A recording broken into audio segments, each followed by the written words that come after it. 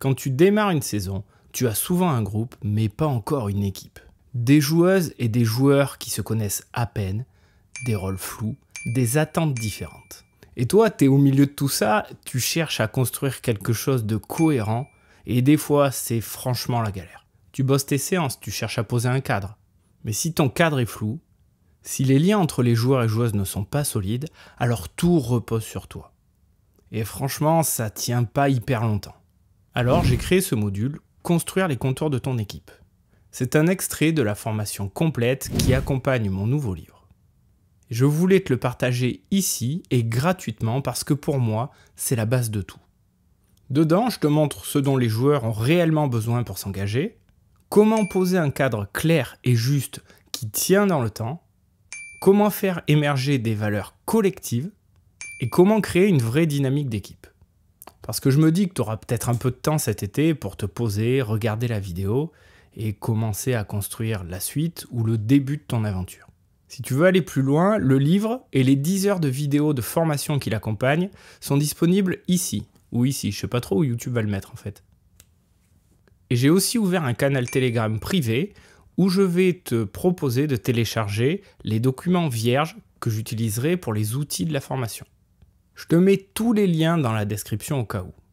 J'espère que ce module de formation te parlera et t'aidera. Il est assez long et assez complet, tu vas voir, donc je l'ai découpé en différents chapitres pour te permettre de t'y retrouver ou d'aller directement aux parties qui t'intéressent. Mais je te conseille quand même de le regarder en entier parce que ça te donnera toutes les billes pour mieux comprendre les outils. Je te souhaite un bon visionnage et je te dis à bientôt.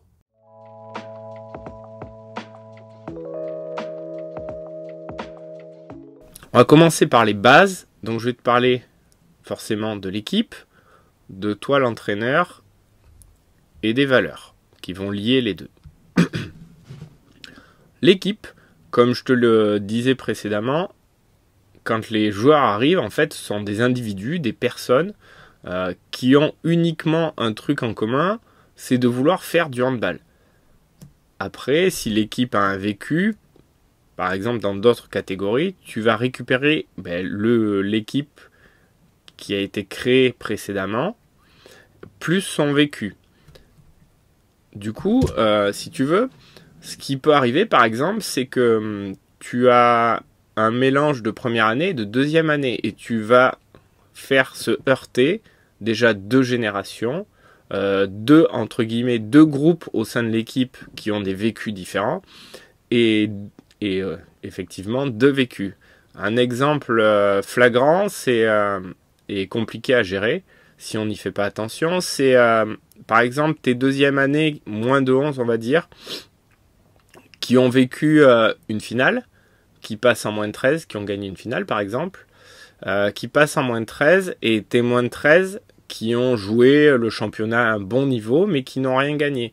Tu vas avoir une friction, sans doute, entre tes deuxième années qui montent et qui ont gagné une finale, et si tu veux, qui arrivent plein de confiance et plein de conviction, ça peut arriver, face à tes deuxième années qui vont vouloir imposer le fait qu'elles sont deuxième année ou qu'ils sont deuxième année et qui vont vouloir garder leur statut de plus âgé et leader. Et du coup, si tu ne fais pas attention à ça, ça peut devenir très rapidement compliqué et conflictuel au sein de ton équipe. Voilà pourquoi je te dis que dresser les contours de ton équipe et apprendre à gérer ton équipe et y faire attention, c'est très important.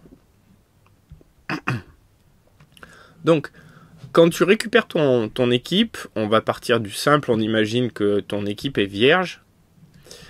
Chaque individu, vierge dans le sens pas de vécu, chaque individu a des besoins. Il va avoir besoin en premier lieu d'appartenir au groupe. C'est hyper important, notamment pour la fidélisation si tu veux, si tu prends des catégories jeunes ou que tu as des nouveaux. Il va falloir que tu arrives à créer un sentiment d'appartenance si tu veux que tes joueurs restent fidèles au handball, à l'équipe et au club. S'ils ont le sentiment de ne pas appartenir au groupe, il y a de grandes chances qu'à un moment ou à un autre, ils partent. Comment on fait ?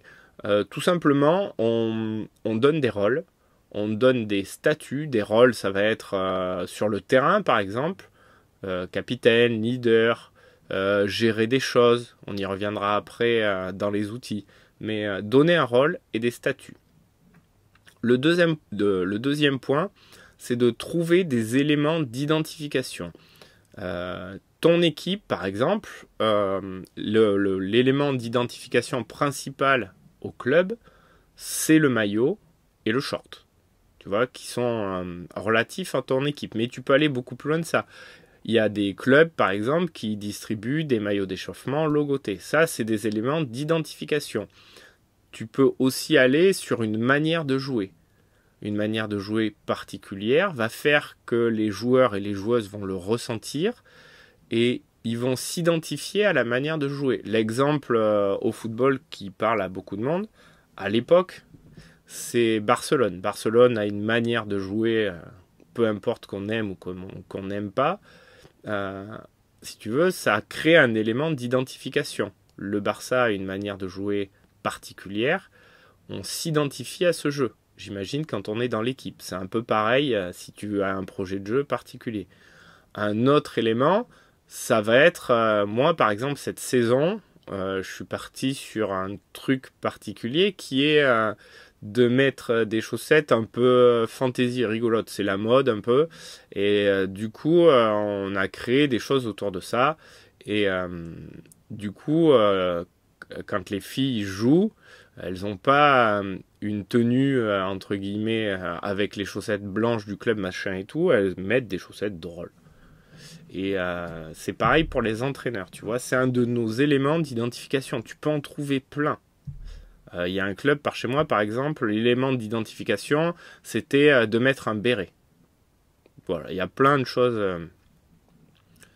Un autre besoin, c'est d'être reconnu au sein du groupe. Il n'y a rien de pire que de se sentir mis à part ou exclu d'un groupe. Souvent, ça fait quelqu'un qui part de l'équipe ou qui se sent mal dans l'équipe et qui peut créer des problèmes. Donc, il faut créer un sentiment d'appartenance et un sentiment de reconnaissance, d'être reconnu. Comment on peut aider à ça ? Tout simplement, quand je donne un rôle, je valide que le rôle est important. Je montre au joueur ou à la joueuse que sans son apport, si tu veux, ça ne fonctionnerait pas, peu importe le rôle. Donc je suis convaincu que le rôle que je vais lui donner, il est important et il a une place dans l'équipe, et sans ça, l'équipe aurait beaucoup de mal à fonctionner. Le dernier des besoins, pour l'individu, plus personnel, c'est de se sentir et de devenir compétent, c'est-à-dire d'apprendre des choses, d'apporter des choses à l'équipe par l'amélioration de ses savoir-faire. Alors ça, c'est quand les joueurs sont un peu plus matures, mais tu remarqueras, ou tu as déjà dû remarquer rapidement, qu'il y a rapidement des hiérarchies qui se créent au sein de l'équipe, hiérarchies qui sont difficiles à casser, c'est-à-dire que la problématique, ça peut être que tu as un numéro 1, un numéro 2, machin. Enfin, tu le veux pas, mais tu sens bien que ça existe. Et par contre, ce qui est intéressant, c'est réussir à faire comprendre à tout le monde que la hiérarchie bouge et qu'elle doit bouger. On ne doit pas avoir peur du numéro 1 si on est numéro 8, et justement que ça doit nous amener à nous dépasser pour chercher à le battre dans les règles, dans une logique de progrès. La problématique de la hiérarchie, c'est quand le numéro 1 est perçu comme intouchable, que le numéro 2, quand il le joue, si tu veux, va avoir peur ou se dit c'est le numéro 1, c'est bon, j'y vais pas. Sauf que personne ne progresse, ni le numéro 1, ni le numéro 2. Et pareil, tu vois, dans les autres... devenir compétent à apprendre des choses, du coup, ça va passer par le fait que tu développes des savoir-faire à l'entraînement, qu'ils aient le sentiment d'apprendre. Je pense que au-delà de la notion de plaisir dans le jeu, le plaisir d'apprendre et de se sentir compétent et fort est une donnée fondamentale pour fidéliser des gens et pour leur donner le sentiment d'être reconnu dans l'équipe. Tu verras qu'un joueur, quand il développe des savoir-faire, prend une autre place dans l'équipe, sans doute dans la hiérarchie, même si elle est inconsciente, et du coup, il a le sentiment encore plus d'être reconnu comme utile pour l'équipe. Voilà pourquoi c'est important ce sentiment, ce besoin de devenir compétent. Ok ? Deuxième point, dans l'équipe, quand tu pars d'un groupe d'individus, pour commencer à créer ton équipe, il va y avoir besoin de la mise en place d'un cadre de fonctionnement. Une équipe n'existe ou ne peut exister que quand il y a un cadre. Sinon, c'est un groupe, et c'est un groupe qui va bouger, si tu veux. Alors attention, souvent j'entends, c'est pas une équipe, il y a des groupes. Dans toutes les équipes, il y a des groupes. Ce qui fait qu'on est une équipe, c'est qu'on a un cadre de fonctionnement et des valeurs. C'est ce qui définit en quelque sorte une équipe. Rien n'empêche d'avoir des affinités plus fortes entre joueurs, si tu veux. Tu peux avoir deux joueurs qui s'adorent, qui vont partir en vacances ou parce que les parents se côtoient beaucoup, et deux autres joueurs pour d'autres raisons, etc., etc. Tu peux avoir plein de petites affinités. Ce qui compte, c'est qu'au moment où on s'entraîne, au moment où on joue, on ait le sentiment que le cadre de fonctionnement et les valeurs font que tout le monde est sur la même longueur d'onde quand on en a besoin. Après, les notions de petits groupes, etc., c'est pas grave. Et je dirais même, c'est la vie. Dans une entreprise, là où ils cherchent aussi à faire des équipes de travail, tu vas pas t'entendre avec tout le monde. Par contre, quand il faut bosser pour l'entreprise se débrouille à ce que ça fonctionne et que tout le monde bosse dans le même sens. C'est exactement pareil sur le terrain. Alors, au niveau du cadre de fonctionnement, le rôle de l'entraîneur, en premier lieu, ça va être d'être juste. On le reprendra, le cadre de fonctionnement, un peu plus loin en détail, mais pour moi, l'entraîneur doit être juste. Et être juste, c'est être exemplaire. C'est-à-dire qu'à partir du moment où je mets un cadre de fonctionnement, je le respecte. Si, entre guillemets, je mets des sanctions pour le retard, si moi j'arrive en retard, je suis sanctionnable, je fais partie du groupe. Donc je respecte le cadre de fonctionnement. À mon avis, la pire des choses à faire quand on est entraîneur d'une équipe jeune, c'est de se mettre au-dessus du cadre. Parce que ça crée des injustices.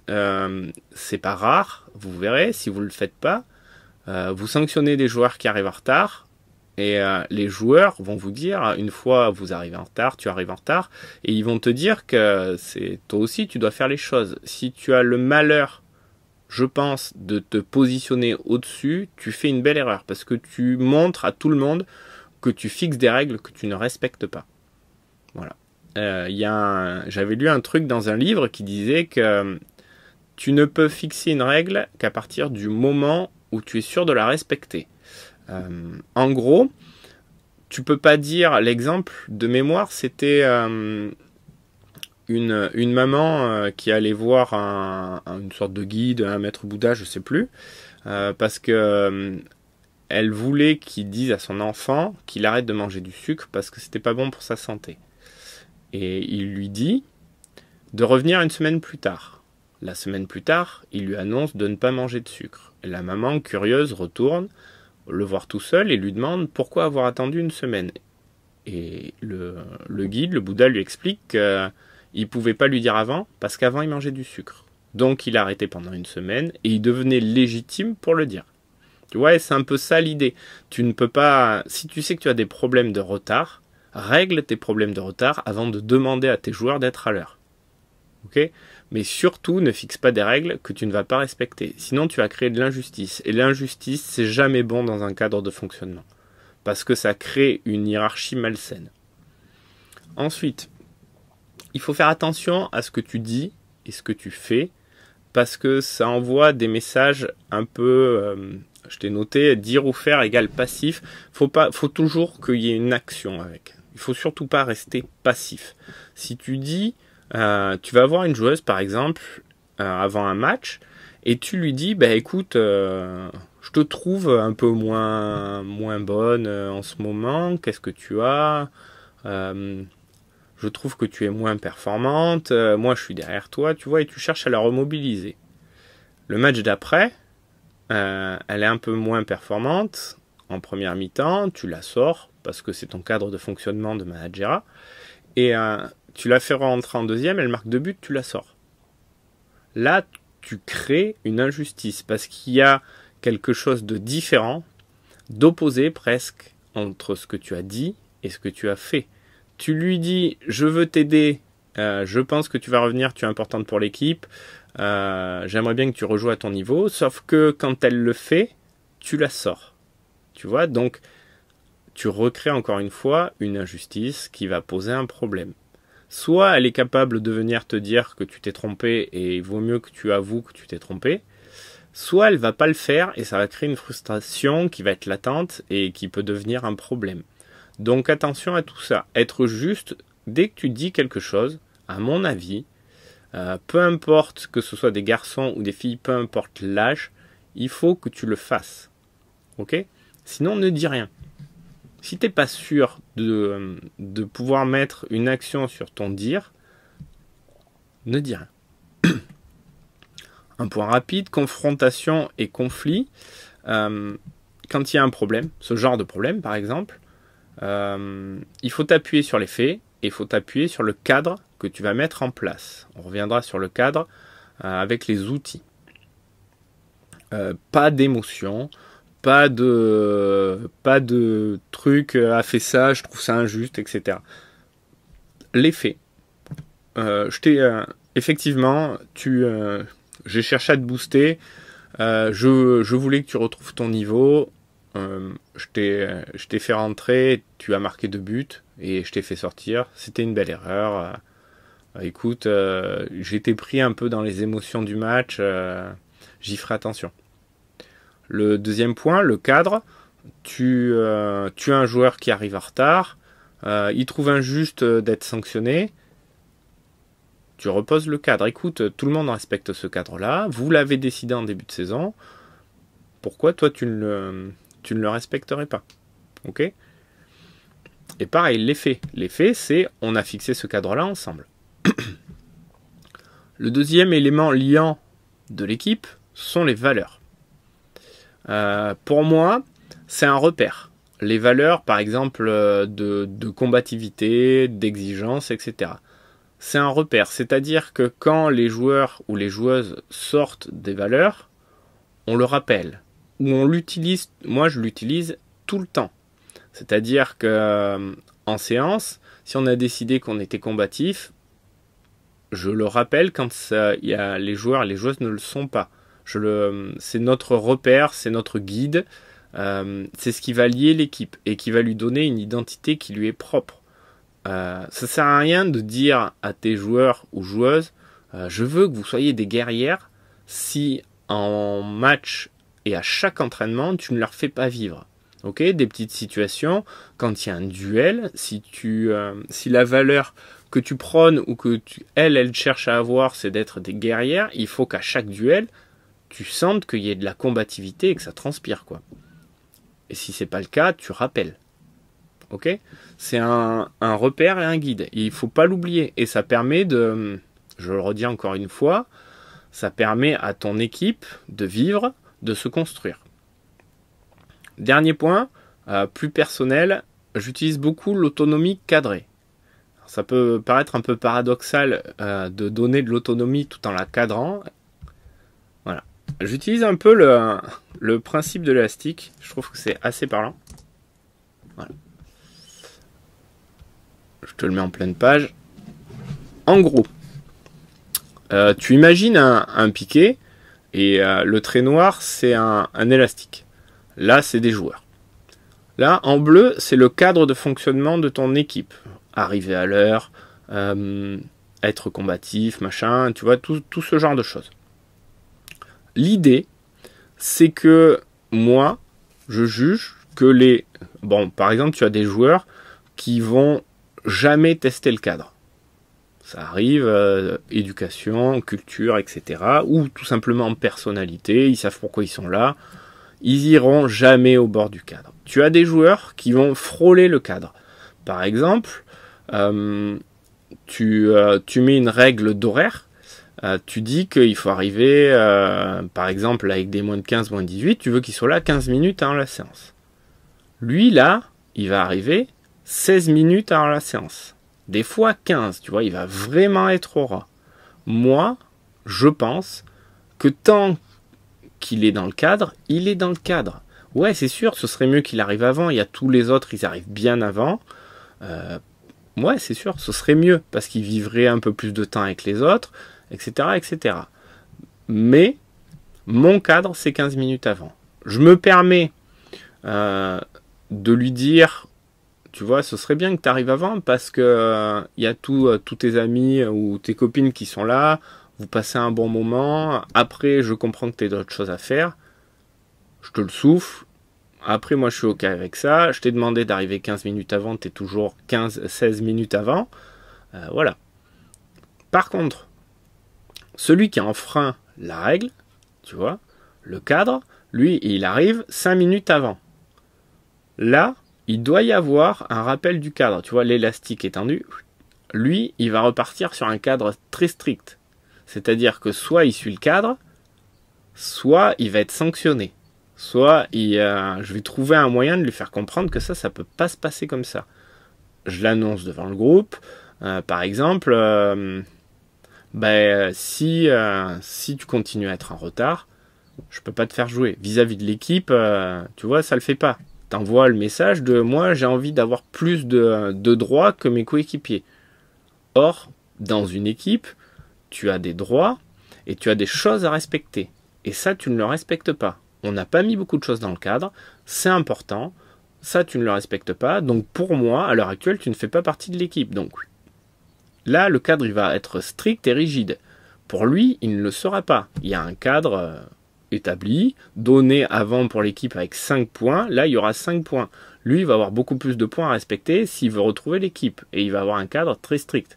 Je ne veux plus te voir arriver à cette heure-là, ok ? Du coup, s'il faut, tu joueras pas.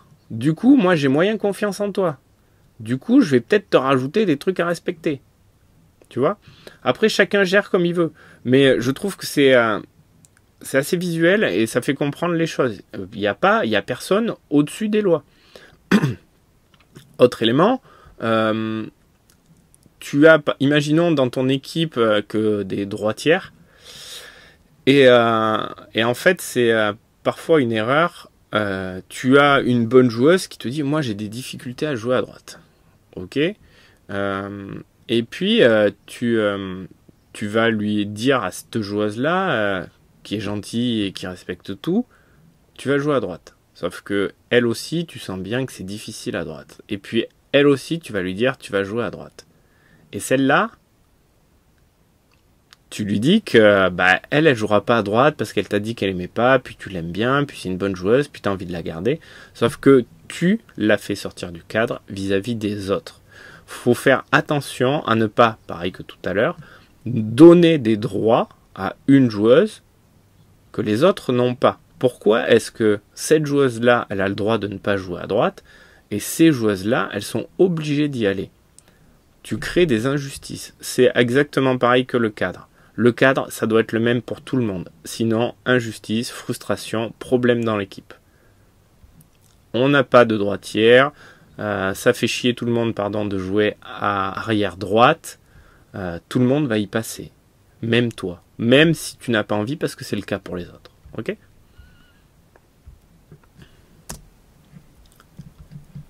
Alors, ça c'était en termes d'équipe, même si j'ai parlé un peu de l'entraîneur.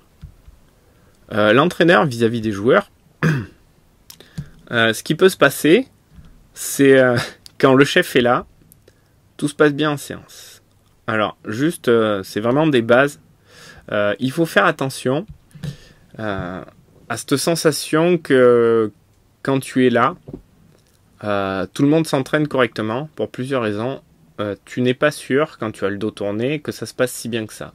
Moi, j'aime bien laisser de l'autonomie à mes joueurs et vérifier que quand je les regarde pas, ça tourne. Par expérience, mes meilleures équipes, c'est celles où quand je tourne le dos, ça tourne quand même. Je peux aller expliquer des trucs à l'autre bout du terrain, je jette un œil, ça tourne avec autant d'intensité que quand je suis là. Là, tu as une équipe qui a tout compris, qui est exigeante et qui sait pourquoi elle est là. Si tu as ça, t'es pas loin d'avoir tout gagné. Alors je te dis pas que tu gagneras une finale machin et tout, mais tu as construit une équipe solide, une équipe qui a un projet, qui veut progresser, etc. Donc tous les besoins dont je te parlais avant.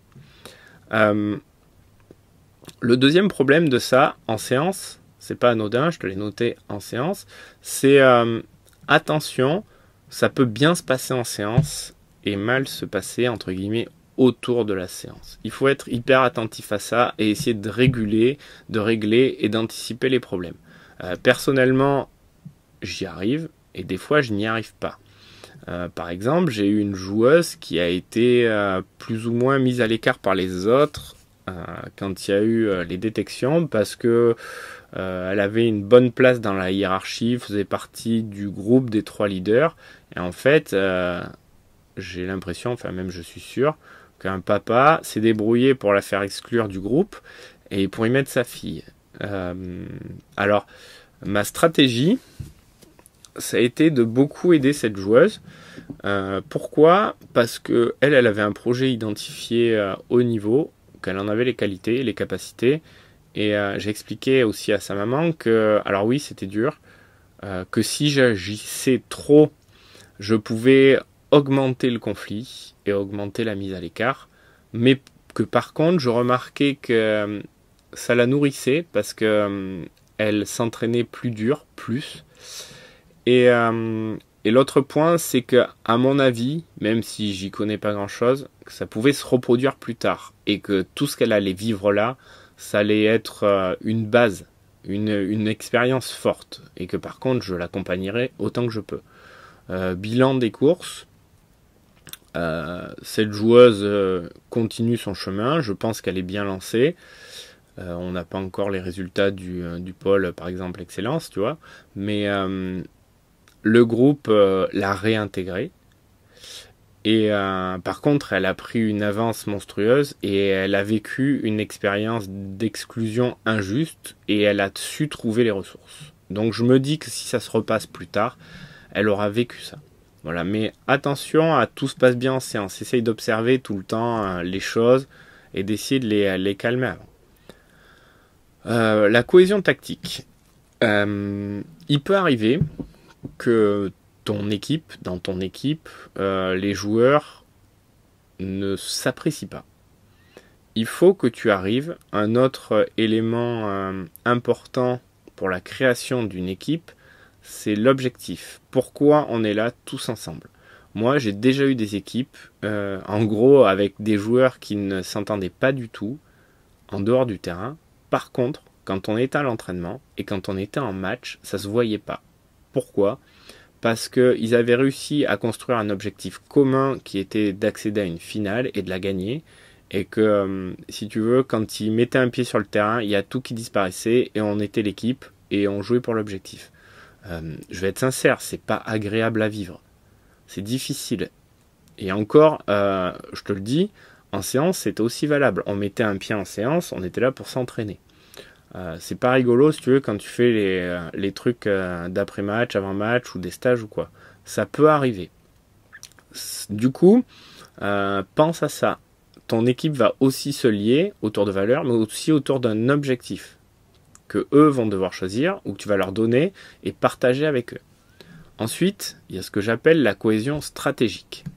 La cohésion stratégique, c'est comment allons-nous faire pour obtenir l'objectif. Qu'est-ce que nous voulons être ? Comment voulons-nous jouer ? À partir du moment où tu commences à répondre à des questions en le partageant avec eux, alors je dis bien en le partageant, souvent dans les équipes en formation, alors moi je mettrais jusqu'à moins de 18 sauf cas très particuliers, pour moi ça part de l'entraîneur. L'entraîneur a les connaissances, les compétences, les joueurs peuvent en avoir, apporter des choses à ce que tu vas leur proposer, mais je pense, avec le recul et un peu l'expérience, que c'est très difficile de construire quelque chose de juste pour tout le monde et un cadre à partir uniquement de ce que vont te proposer tes joueurs. Pourquoi ? Parce qu'initialement, quoi qu'il arrive, ce sont des individus. Et dans individu, il y a individuel. Tu peux être sûr qu'il y en a. Alors, je te le dis encore une fois, c'est mes expériences à moi. Peut-être que j'ai eu finalement que des groupes avec des personnes individuelles quelque part. Mais il y a toujours une ou deux personnes qui vont se débrouiller pour que le cadre tourne un peu autour d'eux. et du coup ça crée des injustices. Donc moi je suis plus partisan quand c'est les cohésions tactiques et les cohésions stratégiques que ça parte de l'entraîneur. Ensuite, la notion de valeur, je t'en ai parlé avant. Comment quand on passe à l'action, ça va se traduire. Moi, j'ai deux valeurs qui me semblent importantes, qui sont la combativité, parce qu'on est quand même dans un sport de contact et que être combatif, se battre, tout donner, c'est hyper important. Et la deuxième notion, c'est amener les gens à être exigeants avec eux-mêmes pour que l'équipe devienne exigeante. Et si tu veux, ceux qui ne le sont pas se sentent obligés de le devenir. Ça crée une sorte d'exigence de groupe qui amène tout le monde, s'ils ne veulent pas être largués, à devenir exigeants.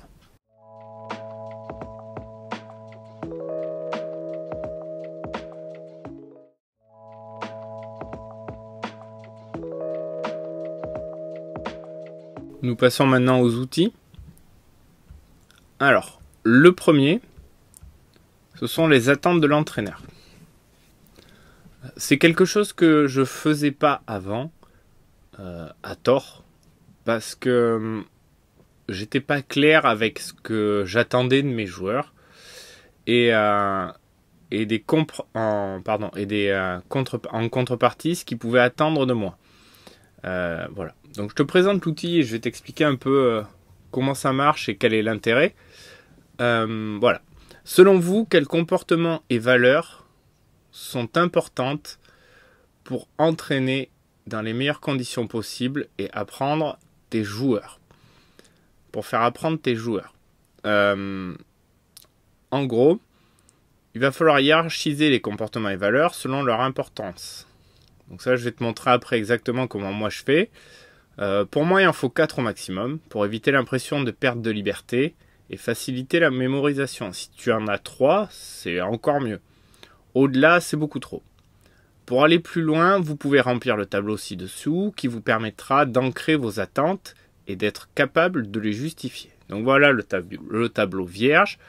À gauche, les attentes. Au milieu, en deuxième colonne, les définitions. Ce qui veut dire, c'est important parce que tu peux avoir une attente, mal la définir, ou que tes joueurs aient une définition différente, tout simplement. Et en fait, tu vas avoir des attentes que tu juges non respectées, mais juste parce que tes joueurs auront compris le mot d'une manière différente. Donc c'est important d'avoir une définition. Ensuite, une conviction. Pourquoi est-ce que cette attente est importante? C'est important car. Et ensuite, le dernier point, cela se traduit par des ingrédients ou des actions. Une attente, une définition claire, nette, précise, où tout le monde est d'accord, donc partagée. Pourquoi est-ce que c'est important cette attente? Une justification et des idées d'action en lien. C'est bon? Donc, pardon. Hop. Premier point, le brainstorming. Donc, moi, c'est simple, je prends un papier et je note tous les comportements et toutes les valeurs que je juge importants pour s'entraîner et pour apprendre. Je t'invite à le faire sans recopier ce que j'ai noté. Voilà, tu prends une feuille de papier, en haut tu notes comportement, valeur. Tu notes toi ce que tu attends de manière générale. Moi par exemple, pour cette équipe-là qui était une équipe de jeunes, mes points importants c'était pour s'entraîner et pour apprendre. Ça pourrait très bien être pour performer et pour gagner un maximum de matchs dans le temps. Pas gagner des matchs secs. Je le dis assez régulièrement, c'est important d'avoir une vision long terme. On cherche à gagner durablement. On ne cherche pas à gagner en faisant des coups de manager. Donc il y a toujours une notion d'apprentissage. Alors, par exemple, les notions qui pour moi ressortaient, c'était l'écoute, être concentré, observer les autres pour progresser, apprendre des autres, le respect par rapport aux valeurs, sourire, se détendre. J'avais sans doute à cette époque identifié sur les premières séances que c'était une équipe stressée, par exemple. Faire attention à soi, c'est-à-dire Se concentrer sur soi, sur ses problématiques pour les dépasser, se concentrer sur ses erreurs, etc. Savoir rebondir et stabiliser, savoir rebondir face à l'échec et aux erreurs, stabiliser ce qu'on a déjà appris. C'est peut-être une équipe, tu vois, qui avait du mal à refaire des choses pour ancrer et qui jugeait que quand je refaisais une situation, c'était qu'elle la faisait mal, alors que ça peut être juste refaire une situation parce que je juge que c'est fondamental de maîtriser et qu'il faut le répéter, par exemple des situations de passe, etc. Être à fond, et pour moi ça se traduisait par être dynamique, avoir de l'énergie et vouloir réussir, et pour pouvoir réussir, il faut accepter l'erreur, sous certaines conditions, pour que ce soit utile de faire une erreur, parce que j'entends souvent le rôle important de l'erreur, machin, truc bidule. Oui, le rôle important de l'échec, pareil. Oui, mais non. Oui, c'est important. Oui, il faut faire des erreurs. Après, si on peut ne pas en faire, tant mieux. C'est important à partir du moment où l'erreur, où l'échec, ou la défaite est utile. Elle a une utilité, on apprend quelque chose. Moi, ça me fait sourire quand on me dit il faut faire des erreurs. Bah non. Il faut faire des erreurs et chercher à ne plus en faire, ou en faire de moins en moins. Oui, il faut se lancer fort dans le truc dès le début et on risque de se tromper. Mais par contre, il manque souvent la démarche qui est ouais, on fait des erreurs mais on corrige quoi. Et on essaye d'avancer, on essaye de faire de moins en moins d'erreurs. Donc maintenant, j'ai fait une erreur, maintenant je fais quoi pour en faire moins? Voilà la notion d'utilité. Laisser ses soucis à l'entrée de la salle, donc en gros, pour tout le monde, on ne peut pas s'entraîner et apprendre si quand il y a eu un problème à l'école ou si moi quand j'ai un problème au boulot j'arrive et que je le fais vivre à tout le monde. Comportement, valeur, je voulais que l'équipe soit un moteur, donc qui est de l'aide, et qu'on cherche à s'améliorer et à progresser pour l'équipe. Je voulais qu'il n'y ait pas d'isolement, et je voulais que les joueurs et les joueuses aient le courage de demander.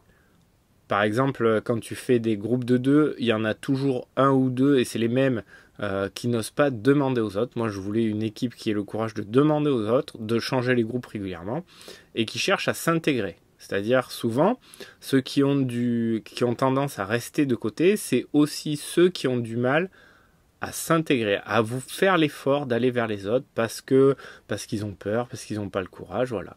Et de les sensibiliser à ça. Voilà, moi, le brainstorming que j'avais fait. À partir de là, il faut chercher à hiérarchiser les choses et à les regrouper. Par exemple, tu vois, être à fond, j'avais noté dynamique, énergie. Pour être à fond, pour moi, il fallait laisser ses soucis à l'entrée. Il fallait aussi être capable de se sourire et se détendre. C'est-à-dire qu'être à fond, le mauvais côté du truc, c'est que quand tu es tout le temps à fond, ça peut produire du stress parce que tu ne veux pas te tromper, que tu y mets beaucoup d'investissement et que tes erreurs peuvent prendre du poids. Donc être capable de sourire à certains moments et se détendre, c'était important. L'équipe comme moteur en deuxième point. Alors tu vois, avec tous mes traits noirs, c'est ce que j'ai jugé que je pouvais mettre dedans. Pareil que pour à fond avec le rond rouge et les traits rouges. L'aide, les progrès, l'amélioration. Du coup, la notion d'équipe, j'y retrouvais avoir le courage de demander, s'intégrer, ne pas s'isoler. Pour l'équipe, progrès, amélioration, accepter l'erreur sous condition, etc. Être capable de rebondir, stabiliser. Ça me faisait une deuxième famille. Ma troisième famille, c'était être concentré. Donc, autour d'être concentré, il y avait les notions d'écoute, d'observation, de respect. Ok ? Donc, tu vois, à l'issue de ce regroupement, pour moi, la numéro 1, c'était être à fond. La numéro 2, c'était être concentré. Et j'ai pas mis en numéro 3, mais plus en quelque chose qui allait regrouper les autres, l'équipe comme moteur. Ça allait être un peu ma toile de fond, mon fil rouge de la saison. Avec deux attentes importantes, être à fond, être concentré. Voilà. Dernier point, ancrer et justifier vos attentes. Donc je reprends mon tableau. Hop, je te le mets en grand. Alors, être à fond, attente, définition. Pour moi, donner son maximum. Quand c'est facile ou quand c'est difficile. Je pense qu'en donnant cette définition, je peux parler à mes joueurs et ça va leur parler. Donner son maximum, c'est parlant, à mon sens. Après, ça peut nécessiter des explications. Conviction, c'est important car cela évite les regrets. Quand je me donne à fond, quand j'ai le sentiment d'avoir fait de mon mieux, quand je réussis pas ou quand on perd, pour moi, ça évite les regrets déjà de on aurait pu faire mieux. On n'aurait pas pu faire mieux. Ils ont gagné parce qu'ils étaient meilleurs ce jour-là. Ça ne veut pas dire qu'on ne les gagnera pas le match d'après en s'entraînant dur. Ça veut juste dire que ce jour-là, ils ont été meilleurs. Et des fois, c'est pas être dans une mentalité de perdant que d'accepter de dire qu'aujourd'hui, ils étaient meilleurs. Est-ce que demain, ils le seront? Ça, par contre, on va bosser pour. Tu vois, c'est la notion de aujourd'hui est importante. Si tu dis ils sont meilleurs, effectivement, tu es dans une mentalité où tu vas pas aller loin. Donner son max, pourquoi c'est important? Pour moi, parce que ça accélère les progrès. Le joueur qui va être tout le temps à fond, qui va chercher à corriger ses erreurs, il va forcément progresser plus vite que celui qui a 2%. Je caricature, mais c'est ça l'idée. Cela donne une excellente habitude d'entraînement. Là, on parle de capacité à s'entraîner. Donner son max tout le temps, c'est être, pour moi, dans un projet où on veut progresser. En termes d'ingrédients, ça va se traduire par du dynamisme, de l'énergie, de la combativité, c'est-à-dire ne pas accepter de perdre ses duels, qu'on soit en attaque ou en défense. Tu vois, j'aurais pu en mettre plein. J'en ai mis que 2, qui étaient suffisamment parlants pour moi à l'époque. Bien sûr, tu peux compléter ce tableau au fur et à mesure.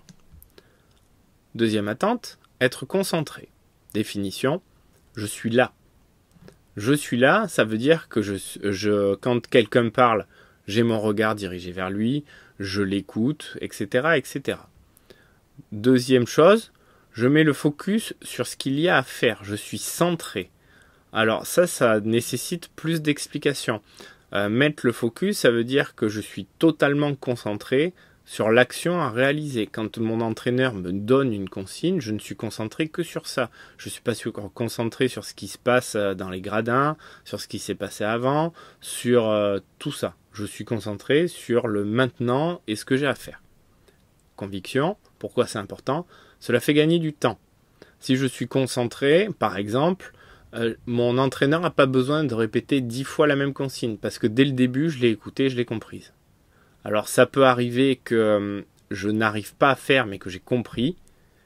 Mais si à chaque fois je fais l'effort de chercher à comprendre les choses, ça va forcément mieux fonctionner. Ensuite, parce que cela donne des habitudes qui font gagner durablement. C'est pareil que être à fond.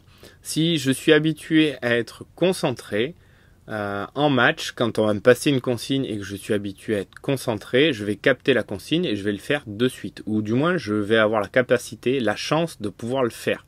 Peut-être que je ne réussirai pas à le faire, mais je vais comprendre la consigne. Tu comprends l'idée. Si je mélange les deux, ça fait des super joueurs. Parce que si un mec qui est à fond ou une fille qui est à fond et qui est tout le temps concentré, a priori, c'est des joueurs géniaux et des joueurs géniales à entraîner. Ingrédients. J'écoute pendant les consignes et les retours, les conseils. Okay, je respecte tout le monde, dont moi. Je l'ai mis là-dedans. Je pense que un élément de distraction, c'est de se focaliser sur ce qu'on fait mal et puis de dire qu'on est nul, etc., etc. Je trouve que ça nuit à la concentration. Donc pour moi, c'est un ingrédient pour être concentré. Je suis là maintenant. J'ai loupé un truc. Je me reconcentre, qu'est-ce que j'ai à faire? Et ensuite se donner à fond. Je fais attention à ce que je fais pour réussir. Au début, moi, quand je demande qu'est-ce que tu cherches à faire, les joueurs, des fois, ils ne savent pas. Et qu'est-ce que tu as fait, qu'est-ce que ça a produit? Pareil, les joueurs ne savent pas. Tu ne peux pas te corriger si tu n'avais pas un objectif ou une intention dans ton action. Par exemple, Il y a un défenseur en retard, je m'engage dans l'espace, j'ai l'intention de le prendre de vitesse. Ok, malheureusement, j'ai mal jugé, il referme, passage en force, etc. Qu'est-ce que je voulais faire? Le prendre de vitesse. Qu'est-ce qui s'est passé? Il y a eu passage en force.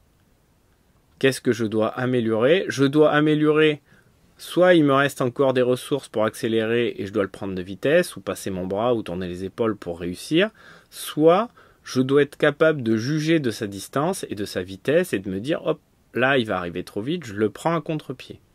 Si je ne fais pas attention à ce que je voulais faire, ce qui s'est passé et ce que je peux améliorer, à mon avis, le joueur ne pourra pas progresser en autonomie. Il aura toujours besoin de ton retour. Moi, un de mes objectifs, c'est que mes joueurs soient capables de se poser ces questions-là pour progresser. Si j'arrive à les amener à ça, ils sont capables de progresser tout seuls. Alors ça ne m'empêche pas de leur poser les questions. Et ils sont très contents, il faut faire gaffe à ça. L'autonomie, ça ne veut pas dire que tu t'occupes plus d'eux ou que tu leur poses plus les questions. Il faut tout le temps leur poser les questions parce que c'est une preuve d'attention, si tu veux. Donc même s'ils le maîtrisent, continue. Mais les joueurs qui vont être capables de te répondre au tac, tu te dis, il y a des chances qu'ils y arrivent un jour. Ils vont peut-être pas y arriver sur la séance parce qu'ils vont pas construire par exemple le savoir-faire en lien, mais s'ils sont déjà capables de te dire, il va falloir que j'essaie de faire ça, ils sont sur la bonne voie pour progresser. Dernière attente, je t'ai dit le fil rouge, être là pour gagner. Le nous est supérieur au jeu, dans le sens où j'attends des joueurs qui s'inscrivent plus dans le projet d'équipe et de l'utilisation de leur savoir-faire pour aider l'équipe. En gros, le contre-exemple, le jeu supérieur au nous, c'est moi, meilleur joueur de l'équipe, je prends le ballon, je dribble tout le monde, je vais marquer. On gagne, mais j'empêche mes coéquipiers de progresser. À un moment, quand je vais être bloqué, l'équipe ne pourra pas prendre le relais parce qu'elle aura pris l'habitude que je fasse tout et mes partenaires ne pourront pas progresser. Voilà un peu le contre-exemple qui explique. Je fais quoi pour aider mon équipe? Là, on est à nouveau dans la notion de, en termes de comportement, je fais quoi pour aider l'équipe? Un joueur s'isole, je le vois, je vais le chercher. Un joueur se fait mal, on arrive tous, voilà, on l'aide. C'est aussi en termes de notion d'apprentissage. Plus je progresse, plus j'aide mon équipe. Donc, plus je suis sérieux, concentré et à fond, plus j'aide mon équipe. C'est pour ça que je l'ai mis plutôt en toile de fond. Alors, pour respecter le tableau qui est la trame, je l'ai mis là. Mais enfin, tu comprends l'idée. En termes de conviction, c'est important car on trouve toujours de l'énergie pour l'équipe. Quand ça va mal, un joueur, il suffit qu'il ait le sentiment que son équipe le soutient pour se relancer. Si il a le sentiment qu'il est tout seul quand ça va mal, soit il a les ressources individuelles pour se relancer, soit il se relance pas et c'est fini. C'est pour ça que mettre le cadre équipe au-dessus du jeu amène aussi ça. Il y a certains profils de personnalité, sans rentrer trop dans les détails, qui sont beaucoup sur la relation, qui sont beaucoup sur la notion de groupe et d'équipe. Eux, ce sentiment du nous est supérieur au jeu, ça leur permet de se dépasser. Il y en a d'autres, ça va les cadrer. Ceux qui sont dans le combat un peu individuel, qui jouent la gagne et tout, ça va un peu les cadrer. Parce qu'ils ont tendance à vouloir aider l'équipe en prenant le ballon et en jouant tout seul. Alors c'est parce que c'est leur personnalité et qu'ils veulent gagner.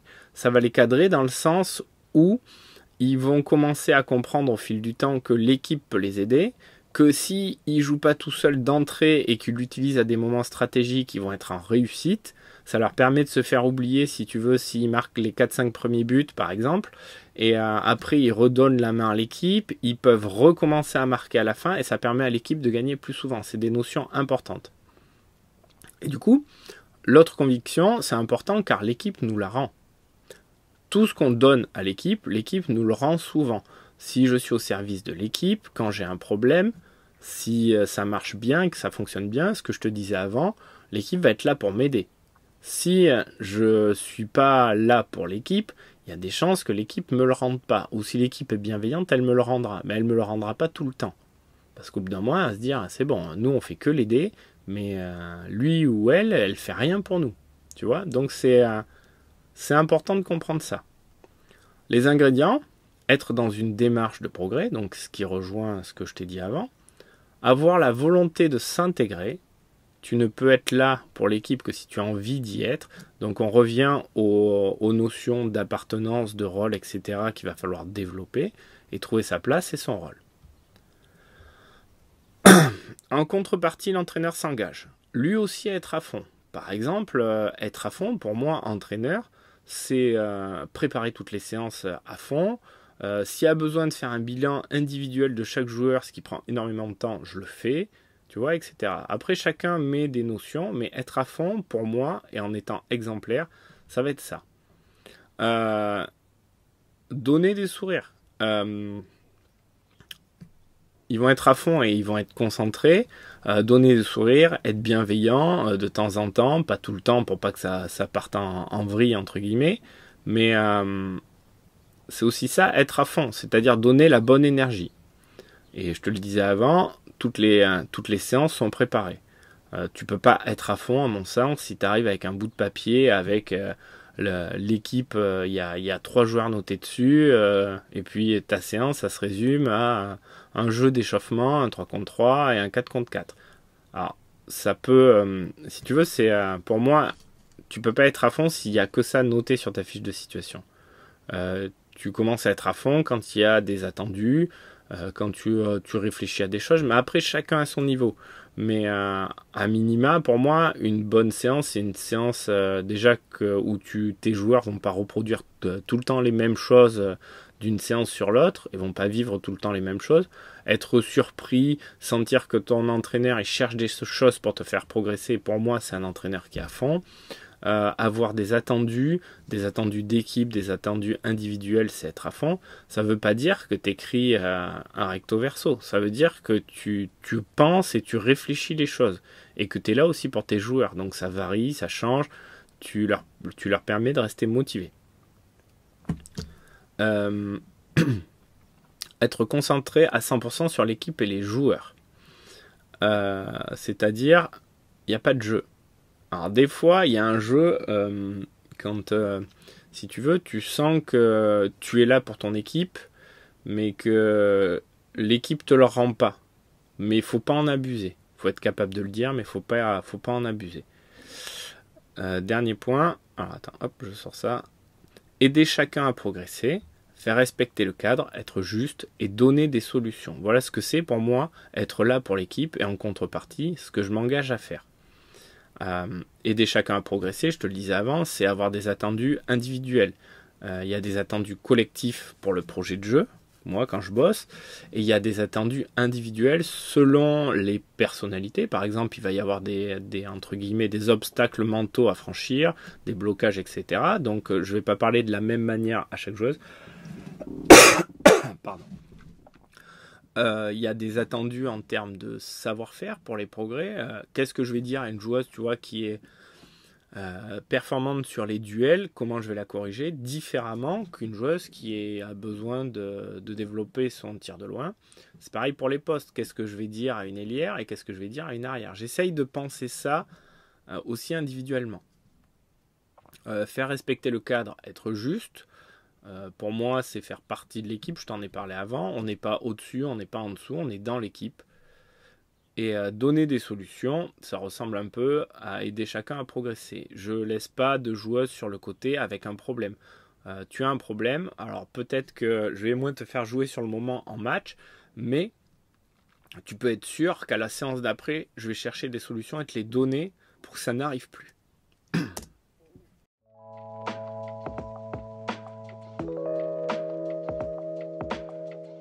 Ensuite, les règles communes. Alors, moi, j'utilise ce document depuis très longtemps, que tu peux modifier, mais dans l'idée, voilà. Moi, je pense que c'est important que les joueurs me préviennent si tu veux, si ils sont en retard à l'entraînement, s'ils sont en retard au match, etc. Je veux tout le temps être prévenu. Je trouve que c'est important et c'est une forme de respect. Donc j'ai toujours 2 cases. Une case prévenue. Alors j'ai mis une barrière à 15 minutes avant, parce que des fois, tu peux pas faire mieux.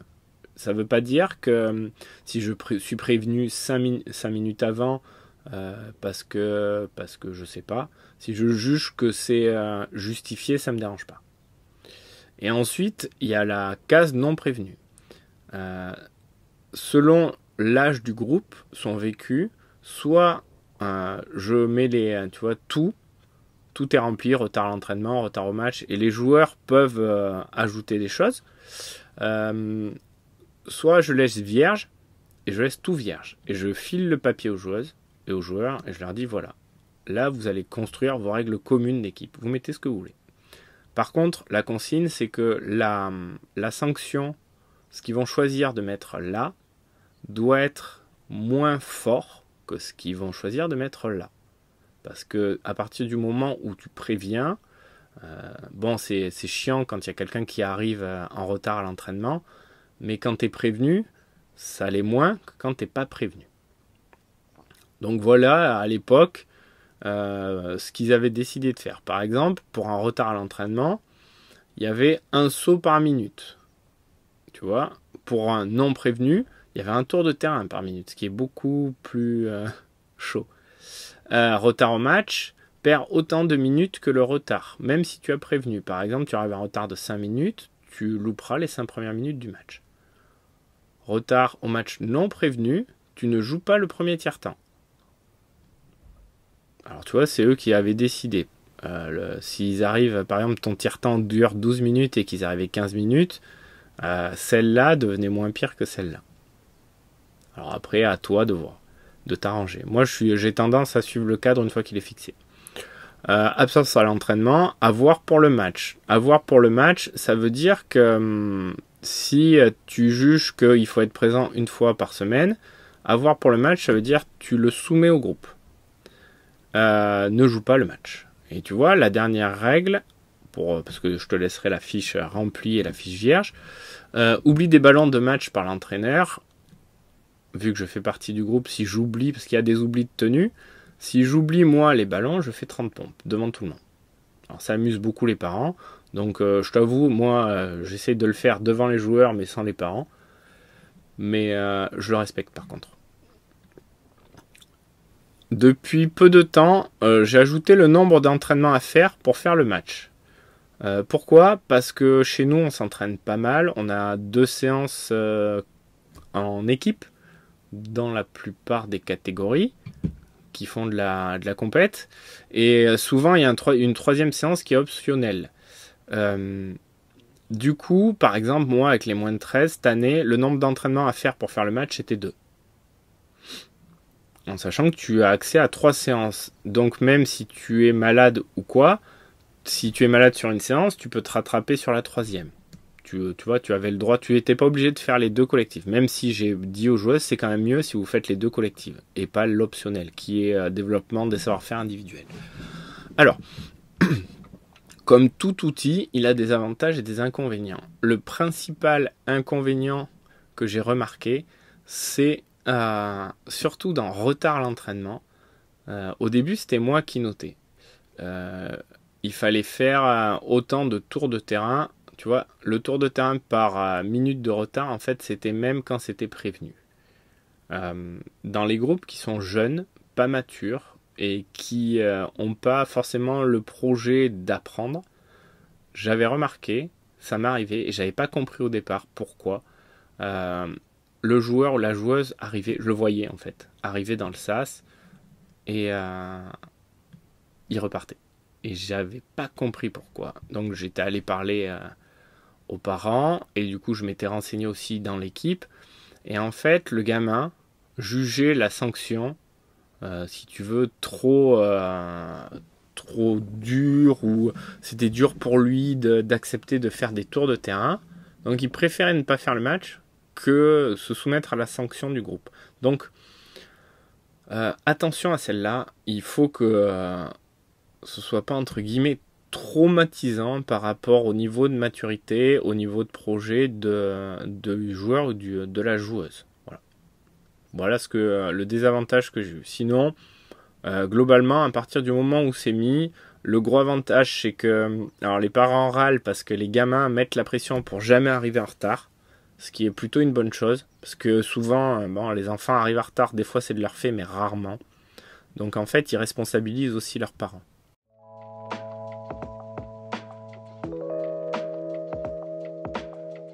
Alors maintenant, voilà. Je t'ai parlé de chercher à donner des rôles à chacun pour qu'ils se sentent appartenir à l'équipe. Moi, j'utilise les ministères.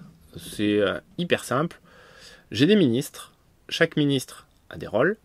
Là, je t'ai mis une grille parce que dans le créer votre expérience, tu peux gérer 2 équipes avec le livre, 2 équipes d'une même catégorie.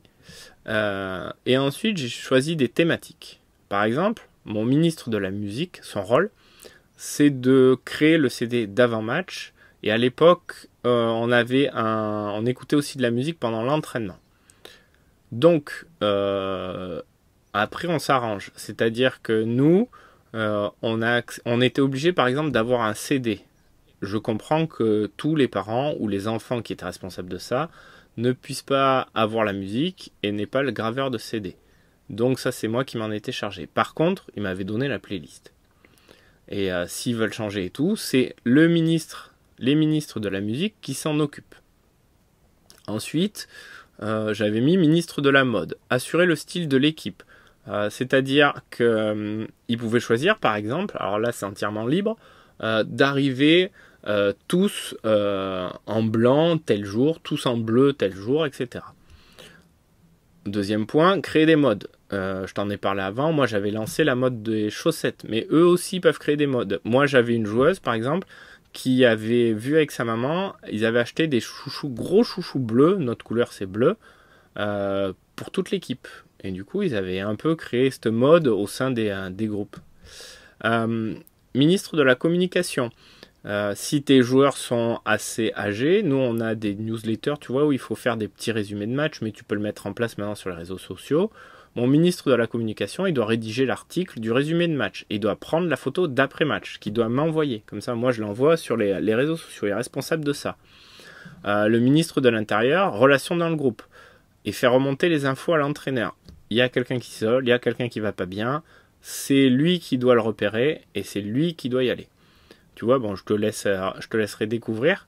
Moi, j'ai tendance, le ministre de l'Intérieur, soit je choisis les enfants, parce que il y a la notion de venir parler à l'adulte qui est pas forcément facile. Tu vois, donc je vais chercher plutôt des personnalités qui sont en capacité d'eux. Soit je leur donne tout, les noms, ou ils choisissent les noms quand ils sont beaucoup plus vieux, et ils choisissent aussi les rôles. Et du coup, ils vont aller vers des choses qu'ils veulent faire. Pourquoi j'en mets 2 ? Parce qu'on a des équipes de 12, et que j'ai que 6 ministres, et j'ai essayé d'en trouver d'autres, mais c'est compliqué. Donc avec ces 6 là, je m'en sors à peu près, et j'arrive à modifier les rôles selon les âges, et ça me permet d'en avoir 2. Et c'est plus facile, j'ai remarqué, pour eux de créer des choses à 2 que tout seul. Souvent, ce qui arrive, c'est que la musique, ils s'intéressent un peu tous, donc ils vont tous avoir des propositions, mais il faut que ça reste au sein de l'équipe. J'ai eu aussi l'exemple d'un parent qui a voulu, lui, gérer la musique d'avant-match, sauf que c'est pas à lui de le faire, c'est au joueur. Voilà. Donc, les ministères et les ministres, pour donner des rôles à chaque joueur, leur donner le sentiment d'appartenance et d'avoir une utilité pour l'équipe. Voilà. Après, je te le dis, je m'adapte à l'âge de mon équipe, au profil de mes joueurs, etc. et de leur vécu. Ceux qui l'ont vécu plusieurs fois, tu vois, ils le remplissent hyper vite, et puis ils pensent à des rôles auxquels moi je pense pas, et c'est intéressant parce que ça me permet de faire évoluer mes rôles au fil des années. Voilà. Mais de quelque chose de plutôt un peu strict, où tu vas voter, ils doivent se répartir les rôles que toi tu as décidé, à des choses très larges où moi je mets que les ministres avec les plus âgés et ils se débrouillent quoi. Voilà pour cette partie-là. Donc j'espère que ces outils et ces bases te seront utiles. Je te conseille vivement de créer ton équipe à partir de ces notions-là. Une équipe, c'est pas simplement un groupe de gamins qui vont jouer un match. C'est pas comme ça qu'on construit une équipe dans le temps, à mon sens. Qu'on fidélise des gamins et qu'on leur permet de se dépasser un peu pour l'équipe. Tu peux avoir la chance que ça se produise naturellement, mais je trouve au moins, tu vois, que clarifier tes attentes, ça te permet d'expliquer aux enfants en fait le cadre que tu veux mettre et d'être capable de le justifier. Ok, je suis très exigeant, ça peut être ton attente parce que ça peut être ton ingrédient par contre, pardon, parce que tu veux vraiment tu sens que ce groupe il a des qualités importantes et que tu penses qu'en étant un peu plus exigeant, tu vas les amener plus loin. Tu vas être capable de définir ce que ça va être, le pourquoi tu es exigeant, pourquoi cet ingrédient, et donner des éléments tangibles et justifier un peu tout et faire mettre du sens à tes joueurs. Les règles communes, je trouve que c'est juste hyper important parce qu'à partir du moment où c'est écrit, c'est beaucoup plus facile de t'appuyer dessus en termes de cadre.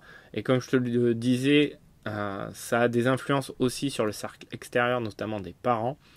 Et les ministères, je trouve ça hyper intéressant aussi parce que ça donne vraiment un rôle et des statuts. Alors, à partir de moins de 13, je trouve que c'est hyper important de le mettre en place.